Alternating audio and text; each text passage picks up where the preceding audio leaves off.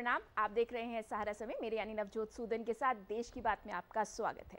कांग्रेस ने दिल्ली के रामलीला मैदान में रविवार को महंगाई के खिलाफ हल्ला बोल रैली की। कांग्रेस नेता राहुल गांधी ने हल्ला बोल रैली में केंद्र की मोदी सरकार पर जमकर हमला बोला। राहुल गांधी ने कहा, पेट्रोल, गैस, दाल और खाने के तेल के दाम आसमान छू रहे हैं। देश को बांटने का काम हो रहा है। मोदी सरकार ने अपने उद्योगपति मित्रों की ही कर्जे माफ की। 7 सितंबर से शुरू होने वाली भारत जोड़ो यात्रा के बारे में कहा कि यात्रा इसलिए जरूरी है क्योंकि हमारी सरकार ने सारे रास्ते बंद कर दिए हैं। उन्होंने कहा कि अब जनता के बीच जाकर जनता को देश की सच्चाई बताएंगे। राहुल गांधी ने कहा कि आप पूछते हैं कि कांग्रेस ने क्या किया, तो मैं आपको बताता हूं। 70 साल में कांग्रेस ने ऐसी महंगाई कभी नहीं दिखाई। और इसी मुद्दे को लेकर आज हम अपने एक्सपर्ट्स के साथ चर्चा करेंगे। और इस मुद्दे पर चर्चा करने के लिए हमारे साथ पूरा पैनल मौजूद है। आपको बता दें, अजय अरोड़ा जी कांग्रेस से हमारे साथ जुड़े हैं स्काइप के माध्यम से। सर, स्वागत है आपका। गौरव चाचरा जी समाजवादी पार्टी से प्रवक्ता हैं नोएडा स्टूडियो में, सर आपका भी स्वागत है। रवि अरोड़ा जी राजनीतिक विश्लेषक नोएडा स्टूडियो में हमारे साथ जुड़ गए हैं और कुछ ही देर में बीजेपी के प्रवक्ता भी हमारे साथ जुड़ेंगे। सबसे पहले अजय जी आपका रुख कर लेते हैं और समझने की कोशिश करते हैं। कल हल्ला बोल हुआ और जिस तरह के राहुल गांधी के तेवर थे, जिस तरह की कंटेंट की बात की जा रही थी, उसकी चर्चा हो रही है, लेकिन उससे ज्यादा चर्चा हो रही है कि किस तरह से राहुल गांधी की जुबान फिसली। क्या इस तरह से टारगेट करके मुद्दों से भटकाने की राजनीति जो की जाती है उस पर मोहर लग रही है? नवजोत जी, मुद्दा महंगाई का है, मुद्दा बेरोजगारी का है, बढ़ती हुई कीमतों का है, पेट्रोल, डीजल, खाने के तेल, आटा, जीएसटी की बात की। मुद्दा ये है, जुबान फिसली ना फिसली मैटर ये नहीं है, हमें भाव देखना है। राहुल गांधी ने अपील की है। राहुल गांधी ने जो बात रखी वो देश के आवाम की बात थी। देश में जो हो रहा है, मेरे साथ जितने भी पैनल बैठे हैं मेरी बात से इत्तेफाक रखेंगे जी कि बेरोजगारी का मुद्दा अहम मुद्दा है। नोटबंदी, जीएसटी, इससे देश को काफी पीछे ले गए और जो 2-3 बड़े व्यवसायी हैं वो देश चला रहे हैं। उनके लिए सहूलियतें, उनके लिए बातें बनाई जाती हैं, उनके लिए रेट तय किए जाते हैं, उनके लिए पॉलिसी बनाई जाती है। और जिस प्रकार से राहुल गांधी ने बात रखी, और हम उनका स्वागत करते हैं राहुल गांधी का, कि राहुल गांधी ने हर एक के मन की बात रखी। ये हमारे मन की बात थी। जो मोदी जी मन की बात करते हैं वो झूठी बात होती है। राहुल गांधी ने देश के मन की बात की। जी अजय जी, कई ऐसे सवाल हैं जो जहन में आते हैं जब आप इस तरह की बात करते हैं। आपका रुख करूंगी, एक बार इस बीच रवि जी का रुख कर लेती हूं और उनसे समझने की कोशिश करती हूँ। रवि जी, जिस तरह से बात की जा रही है, कांग्रेस ये बात कह रही है कि राहुल गांधी देश की बात करें, लेकिन देश में महंगाई है, बेरोजगारी है, ये देश की जनता तो जानती है, लेकिन उसके बावजूद वो वोट नहीं देती। राहुल गांधी की बातों से इत्तेफाक तो सब रखते हैं, लेकिन वो भीड़ जो है वो वोट में कन्वर्ट नहीं होती है। क्या अब स्ट्रैटेजी चेंज करने की जरूरत है? देश को ये पता है महंगाई है, लेकिन क्यों महंगाई है, क्या विकल्प होगा, इसके लिए क्या कुछ करना होगा? देखिए, राहुल गांधी जी ने जो कल हल्ला बोल रैली में आक्रामक तरीके से जितनी बातें कही, बिल्कुल सही कही। इससे मैं इत्तेफाक रखता हूं कि 2014 की बात उन्होंने की, 2022 की उन्होंने बात की, और उन सभी बातों में एक भी बात उन्होंने गलत नहीं कही। उन्होंने बात की बीजेपी की, उन्होंने बात की आरएसएस की, उन्होंने बात की महंगाई की, उन्होंने बात की बेरोजगारी की, उन्होंने बात की जीएसटी की, उन्होंने बात की सीबीआई की, किसान बिल की, छोटे दुकानदारों की, उद्योगपतियों की और काले धन की। इन सब बातों में उनका एक ही निचोड़ था कि इस देश में महंगाई जिस तेजी से बढ़ी है वो कंट्रोल से बाहर है। लेकिन मैं सिर्फ एक बात कहना चाहता हूं कि 2014 और 2022 के बीच में इस देश ने एक बुरा समय देखा, कोरोना काल का।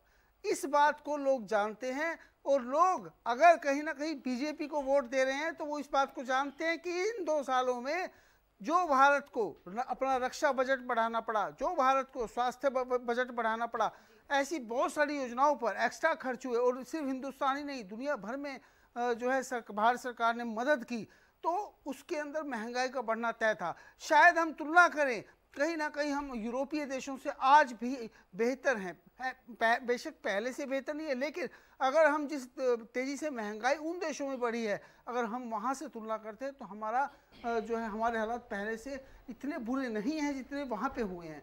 तो ये बात समझने वाली होगी। ठीक है, महंगाई हुई है, ये बिल्कुल सारी बातें सही कही जो राहुल गांधी ने कही, लेकिन पब्लिक फिर भी उनको इतना सीरियस सिर्फ इसलिए नहीं ले पा रही क्योंकि लोग विश्वास कर रहे हैं जिस प्रकार से, जिस तेजी से रक्षा के अंदर, जैसे हमारी विदेश नीति बदली, हमारी रक्षा नीति बदली, जिस प्रकार से आईएनएस विक्रांता आपने देखा, भारत का निर्मित, तो ये सब बातें कहीं ना कहीं मैं समझता हूँ लोगों के दिमाग में इफेक्ट करती हैं।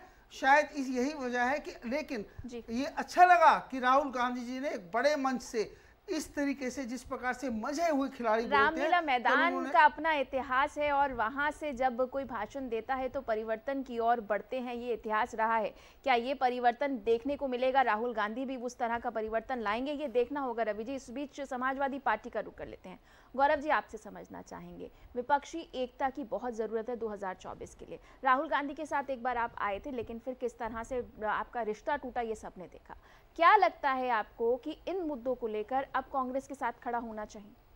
देखिए, समाजवादी पार्टी हमेशा जनता के हित के लिए खड़ी है, जनता के साथ खड़ी है। जैसा कि देश में बेरोजगारी बढ़ चुकी है, आम आदमी का जीना दुश्वार हो चुका है, महंगाई बढ़ गई है, महिला अपराध बढ़ चुका है, इन्फ्लेशन रेट बहुत ज़्यादा हाई हो चुका है, उसके बाद भी भाजपा वाले मान नहीं रहे हैं और वो अपना खुले में बोल रहे हैं कि it is under control, inflation is under control. What do mean by under control? आप शरेआम झूठ बोल रहे हैं। इस झूठ की राजनीति से बचना है। अगर 10 लोग खड़े होकर झूठ बोल के और इलेक्शन को कंट्रोल कर लेते हैं, इलेक्शन को पलट देते हैं, उसके लिए हमें लड़ाई करनी है। ये लड़ाई बहुत बड़ी है, इसके लिए हमें छोटे छोटे दलों से सबसे मिलकर एकजुट होकर आगे बढ़ना होगा। और समाजवादी पार्टी भी स्ट्रेटेजिकली काम कर रही है, अपने जो भी संभव होएगी, जिस भी दल से हम जुड़ना चाहते हैं, जो भी होएगा वो 24 के चुनाव में देखने को मिल जाएगा आपको। ठीक है, 24 के चुनाव की तैयारियां शुरू हो गई हैं। प्रदीप जी, झूठ बोला जाता है और कहीं ना कहीं जब विपक्ष बोलने की कोशिश करती है तो उसका माइक बंद कर दिया जाता है, एजेंसीज का दुरुपयोग किया जाता है, महंगाई बेरोजगारी चरम पर है, कांग्रेस ने 70 साल में ये नहीं दिखाया। इस तरह के आरोप राहुल गांधी द्वारा लगाए गए, किस तरह से देखते हैं आप?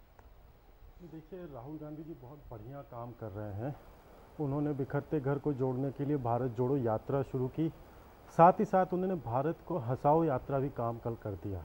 वैसे ये बड़ी छोटी बात नहीं है, लेकिन पिछली कई चर्चाओं में हम देखेंगे तो हम पाएंगे कि जी विपक्ष जो है एक होने का प्रयास करता है, मुद्दे उठाता है, उनके अनुसार महंगाई का मुद्दा है, बेरोजगारी का मुद्दा है, लेकिन कहीं ना कहीं जैसे ही चुनाव आता है या जब परीक्षा की घड़ी आती है तो ये लोग जो शुरुआती एकापन दिखाते हैं वो कहीं भटक जाता है, क्योंकि जनता को पता है और जनता अपने विवेक से काम लेती है। विवेक से काम लेती है कि लालच से काम लेती है? जिस तरह से आप इस तरह के प्रोजेक्ट्स लेकर आते हैं, 80 करोड़ जनता को हम खाना खिला रहे हैं, तो हम 80 करोड़ जनता को अगर पेंडेमिक काल में खाना खिलाया गया तो आप उसको सही नहीं मानती? जी, मैं बिल्कुल सही नहीं मानती हूँ। मुझे ऐसा लगता है कि देश को विकसित करना है तो आपको ये फ्री की राजनीति बंद करनी होगी। रेवड़ी कल्चर को लेकर आप आरोप तो लगा देते हैं। काल में ये अभी खत्म, वो जो योजना बढ़ी थी वो एक्सटेंडेड थी, वो खत्म हो गई है, खत्म, ये इस महीने में खत्म हो जाएगी। अभी कोई ऐसी सूचना नहीं है कि उसको आगे बढ़ाया जाएगा। लेकिन 80 करोड़ लोगों को जब सभी के रोजगार बंद है, पूरी काम करने की व्यवस्था बंद है, सब लोग लॉकडाउन थे लगभग 1.25 साल तक, उस समय अगर देशवासियों को भोजन कराया गया तो सरकार का दायित्व होता ना। अगर नहीं कराते तो विपक्ष उस पर भी कहता है कि आपने मरने के लिए छोड़ दिया। ये भारतीय जनता पार्टी की सरकार है। तो इसको प्रचार क्यों किया जाता है? ये आपकी उपलब्धि कैसे हो गई? ये तो आपकी जिम्मेदारी हुई, इसका आप प्रचार क्यों करते हैं?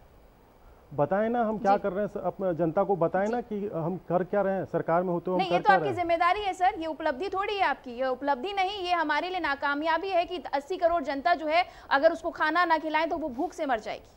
नहीं, मतलब नवजोत जी, मुझे ऐसा लगता है फिर कुछ लोगों की व्यवस्था अलग से रही होगी पेंडेमिक काल में। पूरा विश्व इससे बता, और ये प्रश्न ही बड़ा मुझे आश्चर्यचकित करने वाला है कि अगर सरकार अपने देशवासियों के लिए अगर 80 करोड़ लोगों को भोजन पहुंचाती है तो उसमें बताने में बुराई क्या है? एक दिल्ली में भी एक सरकार है, वो कुछ काम करे न करे लेकिन बताती रहती है। आप दिल्ली से अलग कैसे हुए सर? आप तो पार्टी आम आदमी पार्टी की मैं बात कर रहा हूँ। वो बात पे भी जो है प्रचार करते रहते हैं और अपना विज्ञापन करते रहते हैं। अगर आपको हमारे विज्ञापन से प्रॉब्लम है तो वो बात दीगर है, लेकिन सरकार ने जिस हिसाब से बीते 2-2.5 वर्षों में काम किया है वो अतुलनीय है। विपक्ष है, उसका काम है अपने आप को। बेशक अतुलनीय तो कह ही रहे हैं राहुल गांधी, कह रहे हैं ना कि 70 साल में जिस तरह से बेरोजगारी, 70 साल में जिस तरह से महंगाई बढ़ी है वो नहीं हुआ है। अतुलनीय तो है सर। नहीं, फिर कौन सी अथॉरिटी है जिसके डेटा को आप सच मानेंगे? और आप व्यक्तिगत तौर पे मैं आपसे पूछना चाहता हूँ नवजोत जी, 7% का प्रोजेक्टेड है, अगर वही एजेंसी अगर इसको कम करके आंकती तो हल्ला मच जाता कि देखिए उन्होंने ऐसा कर दिया। अब वही अगर पॉजिटिव अगर प्रोजेक्शन छोड़ दीजिए डेटा, आप सामान चलिए मार्केट में और सामान ले लीजिए। क्या 70 साल में इस तरह के रेट मिले हैं? आपने पेट्रोल डीजल के दाम नहीं बढ़ाए, लेकिन फिर भी वो इतने हैं कि आम आदमी की जेब पर वो भारी पड़ता है। आटा, दाल, चीनी, जीएसटी का कलेक्शन तो इतना बढ़ चुका था, उसके बाद भी दूध दही को जीएसटी में लाने की क्या जरूरत थी? सर क्या बात कर रहे हैं आप? महंगाई बेरोजगारी मुद्दा नहीं है क्या आपके लिए? नहीं, मुद्दा निश्चित तौर पर मुद्दा है, लेकिन इस तरह से आप जो आप इस तरह से एकदम से फायर होकर पूछ रही हैं, मतलब आप पिछले 2.5 साल को एकदम से इग्नोर कर रही हैं। क्या बीता, विश्व में क्या चल रहा है उस पर आपका कोई भी ध्यान नहीं है। जी बेशक, विश्व में क्या चल रहा है अजय अरोड़ा जी, क्या आपको लगता नहीं है कि इस वक्त कोरोना काल में जिस तरह से देश ने मजबूती के साथ आगे बढ़ा है, जिस तरह से अर्थव्यवस्था बढ़ाई और जिस तरह से दावे किए जा रहे हैं सरकार के, उसके बाद राहुल गांधी इस तरह के आरोप क्यों लगा रहे हैं? नवजोत जी, मैंने अभी सुना भारतीय जनता पार्टी के साथी, मुझे अच्छा लगा आज आपके चैनल के माध्यम से इन्होंने स्वीकार किया कि महंगाई बेरोजगारी है। और जहां तक 2 साल का प्रश्न है कि कोरोना काल का, उसके बाद जो जीएसटी की कलेक्शन अब आई है वो आपके सामने है। जब जीएसटी की कलेक्शन बढ़ी है तो खाने की चीजों पे जीएसटी क्यों लगाया गया? आटे जैसी चीज पे हमारा भारत खाद्यान्न पदार्थ जी 5 सेकंड लेना चाहूंगा। पंजाब में जब कांग्रेस की सरकार थी और छत्तीसगढ़ में वहां पे भी 5% बात सुन लीजिए, मैं मौका बीच में बोले थे कि ये ठीक है अजय जी बात रखिए, अजय जी बात रखिए। तो मैंने कुछ कहा ही नहीं, बात रखिए अजय जी। विचलित हो गए, अभी तो शुरुआत है, अभी तो मैं बहुत कुछ कहूंगा। जहाँ तक आपने 2 साल की बात की, बिल्कुल 2 साल में हमने गंगा किनारे बैठे लाशें देखी हैं, अस्पताल में जगह नहीं थी, ऑक्सीजन नहीं थी। अजय जी आरोप ये लगाया जा रहा है कि अब ईडी, क्योंकि अब ईडी के रडार में पूरा गांधी परिवार है, इसलिए ये भारत जोड़ो अभियान चलाया जा रहा है, इसलिए इस तरह से हल्ला बोल। जी 55 घंटे राहुल गांधी से बातचीत, तो वो दर्द झलका ना अजय जी, वो दर्द झलका ना, कहीं ना कहीं कहते हैं डरते नहीं। कोई डर नहीं है। ये राहुल गांधी तो कहा है कि जितना मर्जी ईडी सीबीआई लगा ले, मैं मोदी सरकार से नहीं डरता, मैं ईडी सीबीआई से नहीं डरता, क्योंकि मैं ठीक हूँ। 55 घंटे मेरे से पूछताछ की, 100 घंटे करें, 200 घंटे करें, 500 घंटे करें, उन्होंने भरे मंच पे कहा, देश के सामने बोला, देश के सामने संबोधित किया राहुल गांधी ने। प्रदीप जी आप बात रखिए। देखिए ये 55 घंटे का गिना रहे हैं, उनमें 6 घंटे जब उन्होंने कहा कि बाद में आऊंगा तब तक ईडी ने उनसे सहयोग किया। यही यूपीए कांग्रेस के नेतृत्व वाली सरकार थी। 11 घंटे मोदी जी से इन्होंने पूछताछ की बिना रुके, और जब बुलाया तब वो आए। तो इस बात पे अगर ये ना कहें, कुछ ना बोले कांग्रेस वाले तो अच्छा, नहीं तो इनके चिट्ठे खुलेंगे ना। तो इनसे बुरी स्थिति किसी की नहीं है। इन्होंने जिस प्रकार से देश की जनता को कुठाराघात किया, वो कहीं भी इतिहास के किसी भी देश में, किसी लोकतांत्रिक देश में ऐसा नहीं है। तो इनको तो नैतिक अधिकार है ही नहीं। ये जो भारत जोड़ो यात्रा जो चल रही है, ये बिखरते कुनबे को रोकने की यात्रा है। एक मजबूत विपक्ष की एक मिनिमम एलिजिबिलिटी क्राइटेरिया होती है कि विपक्ष के पास इतनी होनी चाहिए। कांग्रेस तो अब नेशनल से रीजनल पार्टी की तरफ बढ़ रही है। 1990 में जब अडवाणी जी रथ यात्रा लेकर शुरुआत की थी, तो क्या आपकी स्थिति थी? 2024 में घमंड क्यों होने वाला है आपका?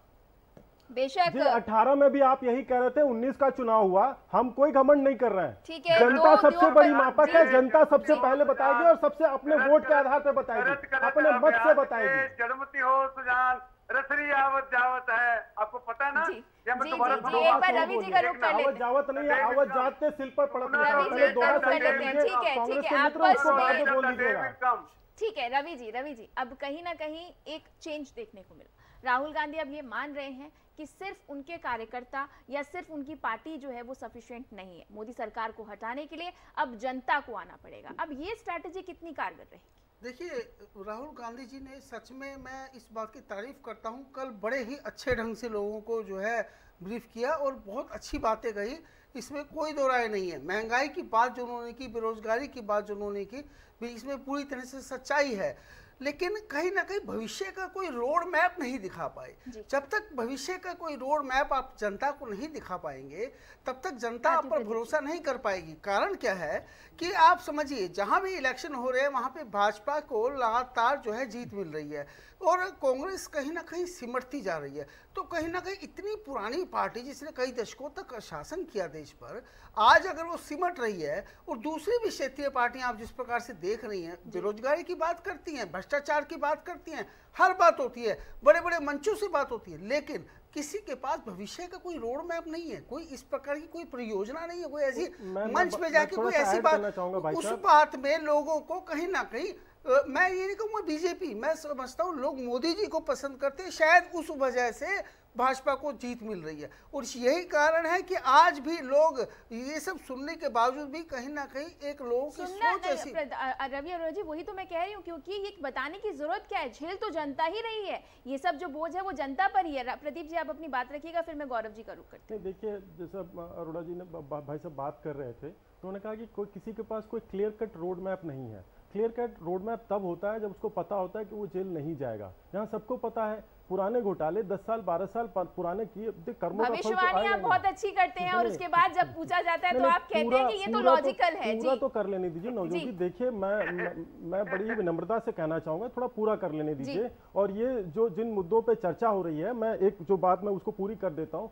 रोड मैप जिसका क्लियर होगा वही बताएगा। भाजपा के नेतृत्व वाली जो सरकार है, हमारा रोड मैप एकदम से क्लियर है। हमें अपनी पुरानी गलतियों को सुधार करके, जो कांग्रेस के समय में हुई है, देश को एक सुदृढ़ और विकसित अर्थव्यवस्था बनानी है। हम उस पर कार्य कर रहे हैं और 2047 तक हम उसको हासिल करके रहेंगे। 22 के जो टारगेट थे वो कितने पूरे हुए सर? आप हर साल एक नया टारगेट सामने रख देते हैं। क्या गरीबों को मकान मिल गए हैं? क्या किसानों की आय दुगनी हो गई है? सिर्फ टारगेट देने से काम नहीं चलता है। प्रदीप जी, आप शायद उन गरीबों से नहीं मिली जिनको मकान मिल चुका है। जी, बात मत करो, वो हम करेंगे 2047 की बात। ठीक है, कहीं ना कहीं जिस तरह से हम देख रहे हैं गौरव सर, जी, आप ईडी से बच जाइए, वही बहुत अच्छा रहेगा। आगे की जो है, आगे की छोड़ दीजिए। एजेंसी ईडी जो करेगी वो करेगी, उसका आप किस तरह से विचार कर सकते हैं? मैं एक बात रखना चाहूंगा, ये कांग्रेस का ही शासन था जिस समय हमारे सुप्रीम कोर्ट को ये कहना पड़ा कि इनकी पिंजरे का तोता बना के रखे हैं। हमारी स्थिति में, हमारे इस वर्तमान में ऐसी स्थिति नहीं है। और कांग्रेस के मित्र पहले अपनी पार्टी को मजबूत करें। रीजनल होने जा रही है, उसकी नेशनल की छवि को बरकरार रखें, तभी वो कुछ करने योग्य है। आप तो कांग्रेस मुक्त भारत चाहते हैं, आप क्यों चिंता कर रहे हैं? अजय जी, मैं आती हूँ। कांग्रेस शासन मुक्त भारत हम जरूर कहते थे, लेकिन कांग्रेस चली जाएगी देश से, हमने ऐसा कभी नहीं कहा। हमारी कितनी चिंता करते हो। धन्यवाद प्रदीप जी, आप इतनी चिंता करते हो। आपको धन्यवाद कह रहे हैं। देखिए किस तरह से, एक बार गौरव जी का रुख कर लेते हैं। मैं आती हूँ, अजय जी आती हूँ। कहने से भ्रष्टाचार से जेल से जाने से नहीं बचेंगे। भ्रष्टाचारी सिर्फ आपकी पार्टी में आकर ही साफ हो जाते हैं। कहीं ना कहीं इस तरह के आरोप भी लगातार लगाए जा रहे हैं। गौरव जी अब आपका रुख कर लेते हैं। मैं एक एग्जाम्पल देता हूँ, मैं आप दोनों को रोकना चाहूंगी। एक बार गौरव जी का रुख कर लेते हैं। भाजपा बंगाल भाजपा में जी एक नेता आए थे, वो भाजपा में आए थे पिछले घोटाले करके। जब वो भाजपा में थे मुकुल जी, तब भी उनके पे जो है जांच रुकी नहीं थी। सर, आप ईडी और सीबीआई को लेकर जिस तरह से लगातार बात कर रहे हैं, उसको लेकर मैं दोबारा एक बार आपसे फिर भी उन पे जांच चल रही है। मैं जरूर उसको लेकर आपसे चर्चा करूंगी। आती हूँ अजय जी आती हूँ। गौरव जी, जिस तरह से हम देख रहे हैं कि महंगाई बेरोजगारी का मुद्दे को लेकर राहुल गांधी, प्रियंका गांधी नजर आ रही हैं, वो सड़कों पर भी नजर आ रही है और मीडिया पर अटैक करते हुए लगातार नजर आ रहे हैं कि मीडिया दिखाती नहीं है। लेकिन अखिलेश यादव तो नजर ही नहीं आ रहे हैं, तो वो मीडिया पर अटैक किस तरह से, क्यों नहीं नजर आ रहे? किस तरह की यात्राएं हो रही हैं? आप देखिए 9 अगस्त से लेकर 27 अगस्त तक गाजीपुर से लेके वाराणसी तक पद यात्रा चल रही। समाजवादी पद यात्रा, लाल टोपी पहनकर समाजवादी योद्धा सड़कों पर निकल चुके हैं और जन जन तक समाजवादी विचारधारा को पहुंचाने का कार्य कर रहे हैं। महंगाई, जो देश में भ्रष्टाचार बढ़ा है, रोजगार नहीं है, इन सब की बातें कर रहे हैं, लोगों को साथ में जोड़ के आगे निकल रहे हैं। और रही बात राष्ट्रीय अध्यक्ष जी की, आप भी देख रहे हैं, सब सारी मीडिया दिखा रही है, आपने भी देखा होगा पिछले कई दिनों से वो सीधे ऑफिस से निकल के जन जन तक जा रहे हैं। कभी नोएडा भी आए थे, कभी आपका गाजीपुर जा रहे हैं, कभी कहीं जा रहे हैं। हर जगह अब हम स्ट्रेटेजिकली काम कर रहे हैं। समाजवादी पार्टी जजमेंट और इंट्यूशन पे काम नहीं करती, हम स्ट्रेटेजिकली काम कर रहे हैं, जमीनी स्तर पे काम कर रहे हैं, ग्राउंड लेवल की बात कर रहे हैं। हमारा भी सदस्यता अभियान चल रहा है, 10 तारीख को सदस्यता अभियान पूरा हो जाएगा। उसके बाद नए जिला अध्यक्ष नियुक्त होंगे, उसके बाद संगठन मजबूत होएगा। बारी बारी राष्ट्रीय अध्यक्ष जी हर एक जिले का दौरा करेंगे, संगठन को मजबूत करेंगे, ताकि 2024 के चुनाव में ज्यादा से ज्यादा संख्या सांसदों की हमारी पार्टी की हो और प्रधानमंत्री बनाने में हमारी पार्टी का मुख्य रोल हो। और मैं धन्यवाद देना चाहता हूँ भाजपा के प्रवक्ता जो अभी मोटिवेट कर रहे थे कांग्रेस वालों को, मैं बहुत बहुत धन्यवाद देना चाहता हूं। उन्होंने मोटिवेट तो किया कि चलिए आप आगे बढ़िए और आगे करिए, क्योंकि इनको भी पता लग गया है कि इनका डिक्लाइन फेस आ गया है। जैसे प्रोडक्ट लाइफ साइकिल की 4 स्टेज होती हैं, introduction, growth, maturity, decline. Bhajpa maturity पे है, 2024 में डिक्लाइन होने जा रही है। 2024 में डिक्लाइन होने जा रही है। मैं प्रदीप जी आती हूँ, एक सवाल मेरे को जी मैं आती हूँ प्रदीप जी, आप प्रदीप जी आती हूँ, मैं आप ही के पास आऊंगी। आजमगढ़ और रामपुर सबसे मजबूत किला था जी, उसको ये बचा नहीं पाया। अगर चुनाव आयोग अपनी लाइफ साइकिल हमारे वोटरों का वोट ना, आप अपनी लाइफ साइकिल, अगर चुनाव आयोग समझ रहे ना, हमारी लाइफ साइकिल हमें पता है, भाजपा की स्ट्रेटजी में समझ चुका। मैं कहता हूँ 10 झूठों के आगे हम 5 सच्चे क्या करेंगे, तभी विपक्ष को मजबूत होने की जरूरत है। 10 झूठों के आगे 5 सच्चे क्या करेंगे, तभी विपक्ष एकजुट होएगा कि ताकि 10 झूठों के आगे 20 सच्चे आ गए, ताकि झूठ का पर्दाफाश हो और 2024 में बहुत बड़ी बात हो, विपक्ष का सरकार बने और विपक्ष का प्रधानमंत्री बन के सामने। रातों रात चीजें बदल जाती हैं प्रदीप जी, आप क्यों बिहार में क्या हुआ देखिए, आपका गठबंधन टूट गया, आपके जो अलायंस वाले लोग हैं वो भी समझ चुके हैं कि ये पार्टी सिर्फ सत्ता लोभी पार्टी है, ये देश के हित के लिए काम नहीं कर रही है, जो जुर्म हो रहा है उस पर काम नहीं कर रही है। देश को कब समझाएंगे गौरव जी? देश तो अभी भी बीजेपी के साथ नजर आ रहा है, वोटों की 2024 में आप देख लीजिएगा, देश पहचान चुका है, बिहार का इनका अलायंस पहचान गया था, तभी नीतीश जी ने इनसे अलायंस तोड़ा। अब पंजाब की बात करूं तो पंजाब में देख लीजिए, श्रोमणी अकाली दल, जैसे इनका किसानों का मुद्दा आया था, श्रोमणी अकाली दल ने इस्तीफा दे दिया था। गौरव जी, मैं ये जानना चाह रही हूँ, परिवारवाद को लेकर लगातार मोदी जी इल्जाम लगाते नजर आ रहे हैं और आपकी पार्टी भी उस रडार में सबसे ज्यादा परिवारवाद तो भाजपा में, आप देख लीजिए, ये अपना पंकज सिंह जी कौन है, राजनाथ सिंह जी कौन है, बताएं भाजपा के प्रवक्ता क्यों है, इनमें परिवारवाद नहीं है क्या? जो डरता है वो नफरत पैदा करता है, आप नफरत पैदा कर रहे हैं और ये इसलिए हो गया है कि अब कांग्रेस को सड़कों पर उतरना पड़ रहा है, भारत को जोड़ना पड़ रहा है। आप भारत तोड़ रहे हैं प्रदीप जी।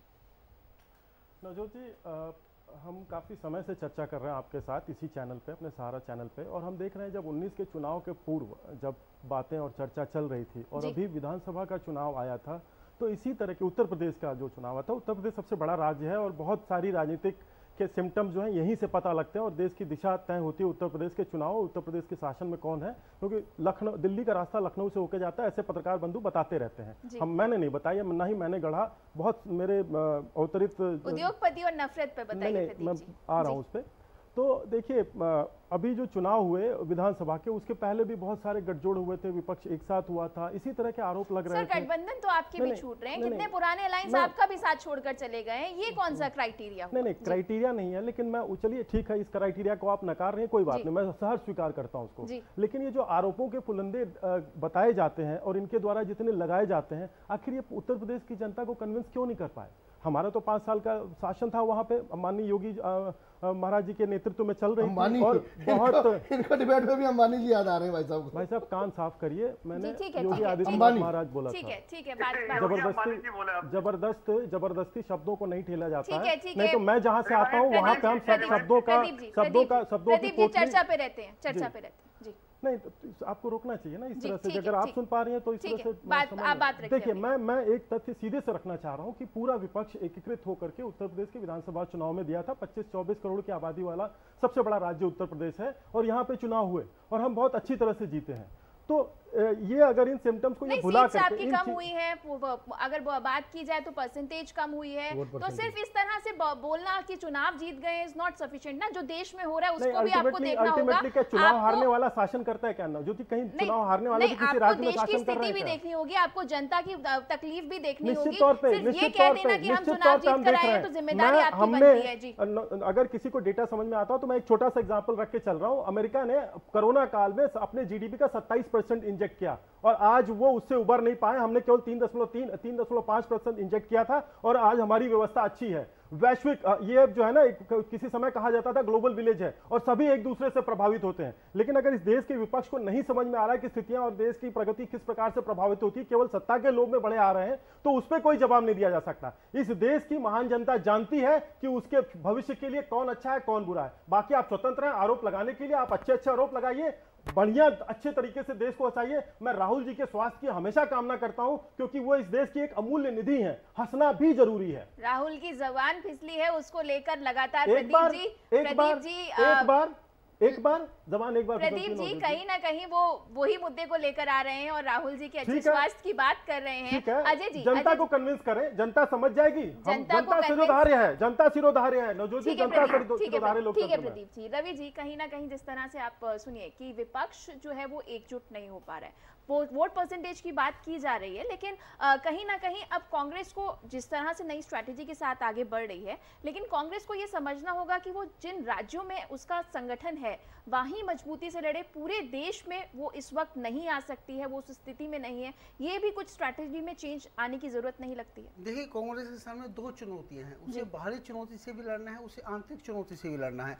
कहीं ना कहीं गुलाम नबी आज़ाद की पार्टी बनाने के बाद कहीं ना कहीं दूसरे जो बड़े नेता, जो पुराने नेता है, क्योंकि गुलाम नबी आज़ाद जिस प्रकार से कह रहे हैं कि हमने बड़ी मेहनत से इस पार्टी को बनाया, और जिस प्रकार के वो लगातार इल्ज़ाम लगा रहे हैं कि यह पार्टी सिर्फ कंप्यूटर रूम में या फिर जो है ट्विटर पर रह गई है, तो ये बहुत सारे बड़े बड़े आरोप लगा रहे हैं।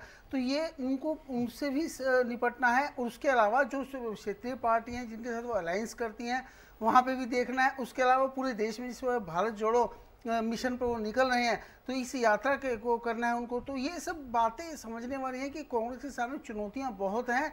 अभी उनके लिए जो है दिल्ली अभी दूर है, लेकिन मेहनत, कड़ी मेहनत की ज़रूरत है। और जिस प्रकार से अब उन्होंने शुरुआत की है कल, तो मुझे लगता है कि प्रयास जारी हो करेंगे ये लोग। लेकिन बेशक शुरुआत जो है वो बड़े पैमाने पर हुई इसलिए नजर आ रही है, लेकिन मुझे ऐसा लगता है कि कांग्रेस ही एक ऐसी पार्टी थी जो लगातार बेरोजगारी के मुद्दे को लेकर या सरकार को हर मुद्दे पर लेकर घेरती नजर आ रही है। इस बीच रवि जी, आपका, अजय जी, आपसे लास्ट रिएक्शन में चाहूंगी। कहीं ना कहीं ये इल्जाम लगाया जा रहा है क्योंकि अब पार्टी में फिर से इलेक्शन होना है, चुनाव होना है, इसलिए राहुल गांधी एक्टिव हो गए हैं, और कई इस तरह के इल्जाम लगाए जा रहे हैं कि पार्टी में अंदर से जो इस तरह की भगदड़ मची हुई है, उसके बाद ये भारत जोड़ो अभियान की बात की जाए या रैली की बात की जाए, वो सक्सेसफुल नहीं होगी जब तक अंदरूनी कलह जो है वो खत्म नहीं होती। नवजोत जी, कांग्रेस एक विचारधारा है जी, आप पार्टी के रूप में एक विचारधारा के रूप, और राहुल गांधी ने कहा था कि जो आए उसका स्वागत है, जो जाना चाहे वो जा सकता है। और जिस प्रकार से आपने हमारी पार्टी के अंतर्कलह की बात की, हम बिल्कुल सुधार लेंगे। कल आपने मंच देखा होगा, कल पूरे देश ने कांग्रेस को एकजुट देखा है, सारे नेता एकजुट थे।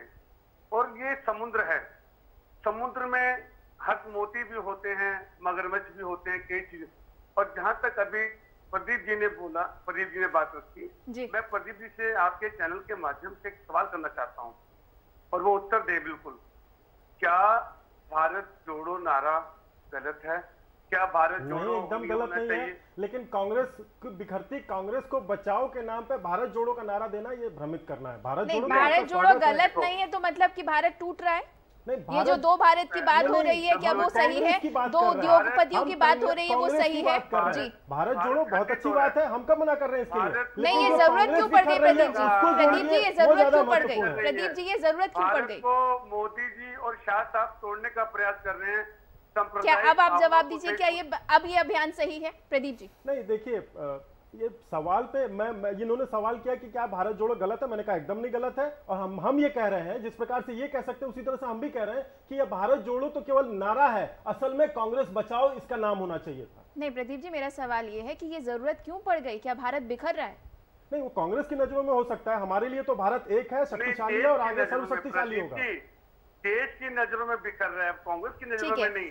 अब रुक कर लेते हैं, समाजवादी पार्टी का आखिरी रिएक्शन उनसे भी चाहेंगे। गौरव जी, कहीं ना कहीं जिस तरह से बचाइए भाई साहब, बहुत जरूरी है। देखिए अजय जी, आपसे ज्यादा बीजेपी जो है वो कांग्रेस को लेकर चिंतित है, और कहीं ना कहीं कितनी जरूरत है देश को कांग्रेस की, ये समझ आ रहा है। चर्चा हो रही है, हम बता रहे हैं। इसको मैं क्लियर कर देता हूँ। कांग्रेस ने जो भारत जोड़ो का नारा दिया है, वो उसका मकसद ये है कि जो उनका जो जिस प्रकार से कल मंच पर राहुल गांधी ने कही, एक बात बार बार कही कि नफरत जो लगातार फैल रही है, उस नफरत को दूर करने के लिए कि दोनों समुदाय या जो भी बातें पूरे देश में चल रही हैं, इस वजह से एक जोड़ो भारत जोड़ो अभियान चलाया जा रहा है। मुझे लगता है कि शायद यही सोच रख के, दूसरे शब्दों में ऐसे कह सकते हैं कि जो मेरा वोटर छिटक रहा है उसको जोड़े रखने की एक कवायद। इंटरप्रिटेट तो हम अपने तरीके से कर सकते हैं। गौरव जी, कहीं ना कहीं जिस तरह से ये बात की जा रही है और भारत जोड़ो के साथ साथ अब विपक्ष को भी जोड़ने की जरूरत है, क्या राहुल गांधी के नेतृत्व के साथ समाजवादी पार्टी 2024 में आगे बढ़ेगी? देखिए, हर बड़ा नेता अपने आप में सक्षम है। हर एक बड़ा नेता की एबिलिटी है, वो खुद भी लड़ सकता है। सब बात मैंने आपको पहले ही बोली है कि ये 10 झूठे इकट्ठे खड़े हुए हैं। अब 10 झूठ बोलने वालों के साथ लड़ने के लिए हमें भी 10-15 लोगों को इकट्ठा करना होगा। अब कौन कौन इकट्ठा होगा, कौन मुखिया बनेगा, ये आगे आने वाले समय में देखा जाएगा। लेकिन ये बात निश्चित ही है, सब लोग एकजुट होकर आएंगे 2024 में। ये लड़ाई बहुत बड़ी है और हम निश्चित रूप से इसको जीत के दिखाएंगे।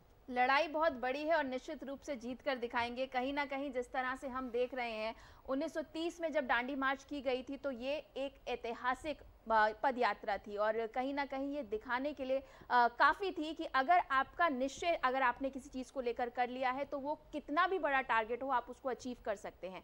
क्या राहुल गांधी में वो क्वालिटीज़ हैं, वो जिस तरह से अब कल मंच की बात की जा रही है, भीड़ की बात की जा रही है और कहीं ना कहीं अजय जी कहीं वो पोस्टर्स भी नज़र आ रहे थे जहाँ पर उनको अध्यक्ष बनाने की बात कही जा रही थी, क्या ये दोबारा से लॉन्च करने की एक कोशिश है?